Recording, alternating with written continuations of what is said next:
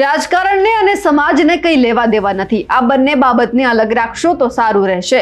આવું નિવેદન આપણે હંમેશા જે ખોડલધામના ચેરમેન નરેશ પટેલ છે તેમના મોઢેથી સાંભળ્યું છે. હવે આ જ બાબતે સૂર પુરાવી રહ્યા છે તેમના પુત્ર શિવરાજ પટેલ. નમસ્કાર, આપ જોઈ રહ્યા છો નિર્ભય ન્યૂઝ અને હું છું આપની સાથે રિદ્ધિ.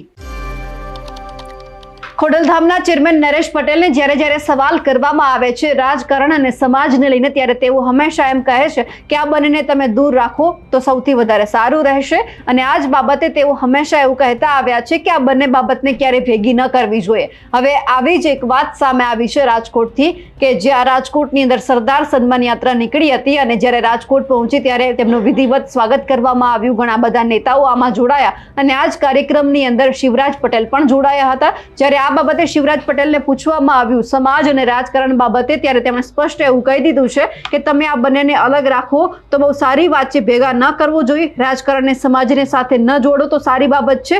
સરદાર પટેલની યાત્રા સામાજિક છે. આ યાત્રામાં રાજકોટના ધારાસભ્ય અને અગ્રણીઓ પણ હાજર રહ્યા હતા.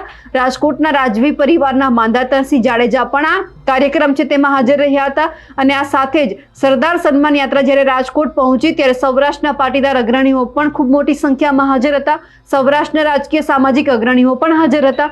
Racecourse ring road Sardar Patel statue ખાતે સભાનું આયોજન કરવામાં આવ્યું હતું. રાજકોટ સહિત સૌરાષ્ટ્રના યુવાનો પણ મોટી સંખ્યામાં હાજર રહ્યા હતા. જે બારડોલીથી જે સોમનાથ સુધી સરદાર સન્માન યાત્રા અત્યારે નીકળી રહી છે, જે ઠેર ઠેર પહોંચી રહી છે, તેમનું સ્વાગત પણ કરવામાં આવી રહ્યું છે. એ જ દરમિયાન જ્યાં સરદાર સન્માન યાત્રા છે રાજકોટ પહોંચી હતી અને આ જ કાર્યક્રમની અંદર નરેશ પટેલના જે દીકરા છે શિવરાજ પટેલ તે પણ હાજર રહ્યા હતા. અને આ જ બાબતે જ્યારે એમને સવાલ કરવામાં આવ્યો રાજકારણને લઈને, સમાજને લઈને, ત્યારે તેમણે સ્પષ્ટપણે શું કહ્યું છે તે સાંભળીએ. સરદાર યાત્રાનું આયોજન કરવામાં આવ્યો છે અને આજે એ યાત્રા રાજકોટ પહોંચી છે, એને અમે આવકાર કરીએ છીએ. અને આપણે બધાએ આખો સમાજ સરદાર સાહેબના આદર્શ પ્રમાણે ચાલે એવી ભગવાનને પ્રાર્થના કરું છું. યાત્રા એક સામાજિક યાત્રા છે, સરદાર સાહેબને યાદ કરવાની યાત્રા છે. પોતપોતાનો ઇન્ટરેસ્ટ હોય છે રાજકીય માણસોનો, કે તો એમની રીતના સપોર્ટ લેતા હોય છે, અથવા રાજકીય રીતના જો કોઈ ઇન્વોલ્વ થતું હોય તો એમનો અર્થ છે. એને સમાજને આપણે ભેરા ન જોડીએ સારી વસ્તુ છે.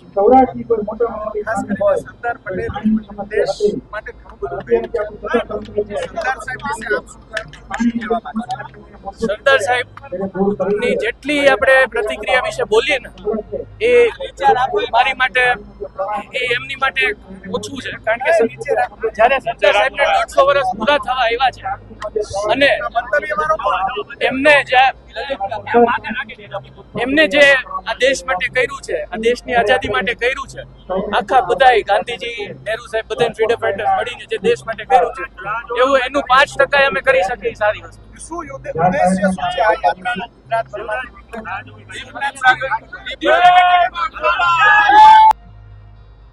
હવે ક્યાંક આ સાંભળ્યા પછી એવું લાગી રહ્યું છે કે નરેશ પટેલના પગલે ચાલી રહ્યા છે તેમના દીકરા શિવરાજ પટેલ. કારણ કે એમણે પણ હવે સ્પષ્ટપણે કહી દીધું છે કે રાજકારણ એક તરફ હોવું જોઈએ અને સમાજ એક તરફ હોવો જોઈએ. આ બંનેને અલગ રાખો તો સારી બાબત છે, ભેગું ન કરવું જોઈએ. કારણ કે સમાજ સમાજની રીતે ચાલે છે અને રાજકારણ રાજકારણની રીતે ચાલે છે. શિવરાજ પટેલના નિવેદન ઉપર આપનું શું કહેવું છે કમેન્ટ કરીને ચોક્કસથી જણાવજો. સાથે જ અમારી નિર્ભય ન્યૂઝ ચેનલને લાઇક, શેર અને સબસ્ક્રાઇબ કરવાનું ભૂલશો નહીં. નમસ્કાર.